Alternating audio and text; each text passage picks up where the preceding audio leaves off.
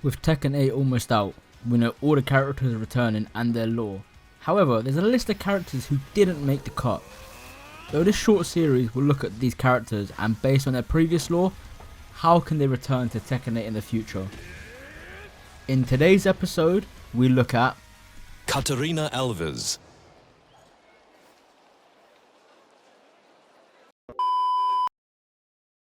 Listen, let's not beat around the bush. Katarina has to come back. Why? The only character I can actually play in Tekken. I'm carried by her. And I need her to come back to stay relevant.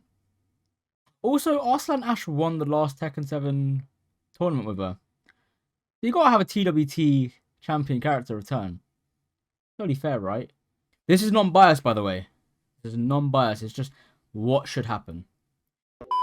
But in all seriousness, this is how I think Katarina can come back in Tekken 8. So if we look at Kat's story in Tekken 7, she was adopted by a man that she never met, even though she was at an orphanage for 7 years.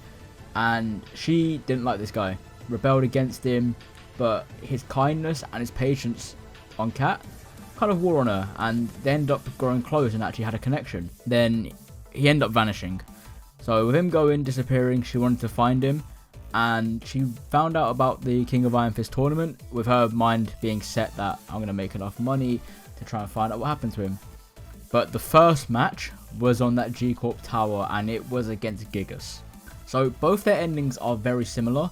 With Katarina's, she's looking over Gigas and then a G-Corp member comes behind Kat, tries to shoot her, which results in Gigas running past Kat and launching himself off a building, saving her life. In Gigas' ending, Katarina's on the floor, Gigas walks up to her, hesitates, and then says her name. After he says her name, Katarina's confused, and Gigas just runs off. I think he runs off the building, I can't remember off the top of my head. But that is how the story is set in Tekken 7, which makes us believe Gigas is Katarina's adopted father that went missing. Which is how we continue her story in Tekken 8. So for Tekken 8, her story will continue from the end of the fight. So the tournament's been cancelled because Heihachi dies. Heihachi Mishima is completely dead. Kat returns home with that memory of the monster saying her name over and over, plays in her head. And that increased her curiosity of, could that have been him? Could that not have been him? How does he know my name? Never met him. Hello everybody! Are you my daddy? So she goes into her father's room and tries to do a bit of rummaging around, tries to find some information.